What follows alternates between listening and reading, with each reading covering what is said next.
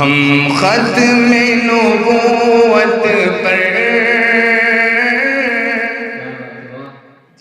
اس برج سے مالیگاؤں کی 80% سے زیادہ جو عوام ہے وہ اتفاق نہیں رکھتی.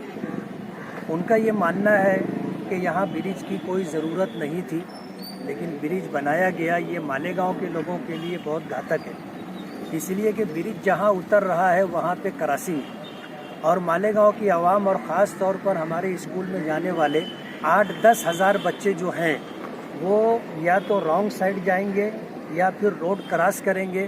دونوں صورت کے اندر جو ہے حادثات ہونے کا بہت امکان ہے. تو ہم نے یہ مانگ کی ہے کہ ابھی 80 میٹر جو ہے برج بڑھانے کی بات کارپوریشن میں جنرل بورڈ میں منظور ہوئی تھی، لیکن مارچ کے درمیان جو ہے سرکار نے اسے منظوری دینے سے انکار کر دیا ہے. ہم لوگوں کے پاس دوبارہ سرکار سے رجوع ہونے کے لیے ٹائم نہیں تھا. ملک کے حالات مہاماری کے پیش نظر بدلتے جا رہے تھے، اس لیے ہم نے پرسوں کمشنر صاحب کو بلایا تھا.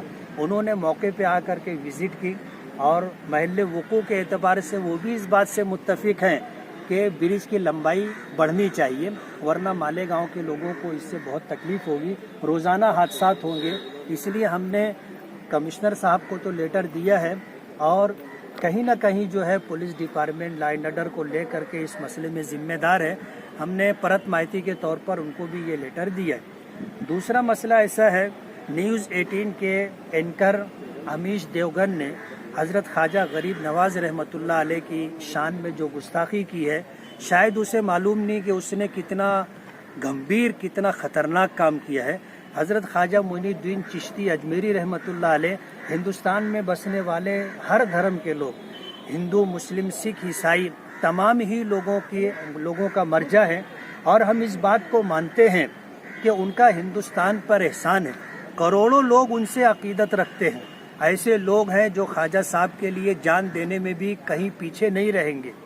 ایسے شخصیت کو جن کا ہندوستان پر اور آنے والی نسلوں کے اوپر احسان ہے، کروڑوں لوگوں کی عقیدت کا مرجع ہے، ان کی شان میں اس طرح کی جو گستاخی کی گئی ہے وہ ہمارے لیے، ہندوستان میں بسنے والے، ان کے ماننے والوں کے لیے ناقابل برداشت ہے. اور کہیں نہ کہیں جا کر کے یہ صورتحال بنتی ہے کہ ہندوستان کے اندر اس مسئلے کو لے کر کے حالات خراب ہوں گے. اس لیے ہم نے جو ہے نویدن دیا ہے، اور ہم نے یہ ڈیمانڈ کی ہے کہ امیش دیوگن کو بولو یا نیوز 18 اس کے دفتر کے اوپر بھی، اور وہاں جو لوگ ہیں ان کے اوپر بھی کارروائی ہونی چاہیے، دفتر کو بند کرنا چاہیے. ایسی ہماری ڈیمانڈ. مالیگاؤں شہر میں کورونا ختم ہو گیا یا پھر ابھی کم ہو گیا ایسا ہی، لیکن اس کا کریڈٹ جو ہے ہر کوئی لینا چاہ رہا، تو اصل کیا معاملہ ہے؟ مالیگاؤں سے کورونا ابھی ختم نہیں ہوا ہے، یہ تو عام لوگوں کی زبان میں چمتکار ہے، ورنہ WHO کے اندازے کے مطابق مالیگاؤں میں آج کی تاریخ میں 15-20 ہزار کیسز ہونے چاہیے تھے.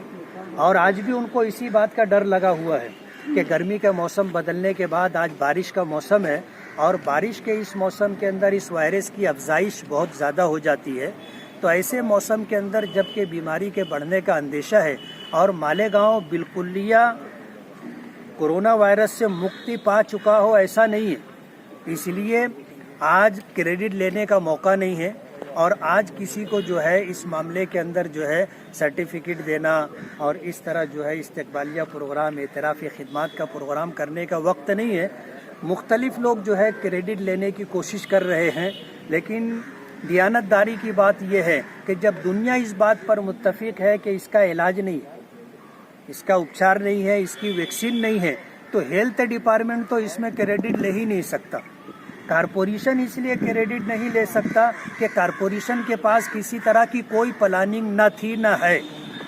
اور کارپوریشن نے کیا کیا ہے آپ کو بھی معلوم ہے، مالیگاؤں کی پبلک اور عوام کو بھی پتہ ہے کہ لوگ بغیر علاج کے پیاسے مر رہے تھے. کارپوریشن نے ان کے لیے پانی پینے تک کا نظم نہیں کیا تھا، لیکن ان بیماروں کی اور مرنے والوں کے نام پر آج کارپوریشن کروڑوں روپیوں کا جو ہے بھرشٹاچار کر رہی ہے. یہ مدعا ہے، ہم اس کو آنے والے دنوں میں پوری طاقت کے ساتھ اٹھائیں گے کہ پبلک کا کروڑوں روپیہ जो कारपोरेशन में टैक्स की शक्ल में जमा होता है, कोरोना महामारी के नाम पर अगर उसमें भ्रष्टाचारी बदउनवानी होती है तो मालेगांव की आवाम इसको कभी भी माफ़ नहीं करेगी। रेवेन्यू डिपार्टमेंट का ये मुद्दा ही नहीं था।